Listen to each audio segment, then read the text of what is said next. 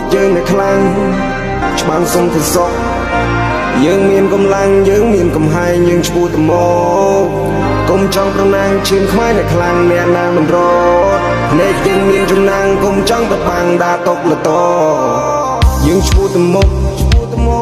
ទាំងអស់គ្នាយើងត្រូវសម្រុកអផុតវេទនាមួយថាមិនអាចពីរថាមិនអាចគុំនៅរៀងរាចេញទៅឲ្យឈ្នះយកជ័យជំនះប្រទេសកម្ពុជាទោះនៅឆ្ងាយផ្ទះឆ្ងាយគ្រួសារឆ្ងាយបងប្អូនលើកដៃបន់ព្រះវត្តនៃកូនវាលបែកហូ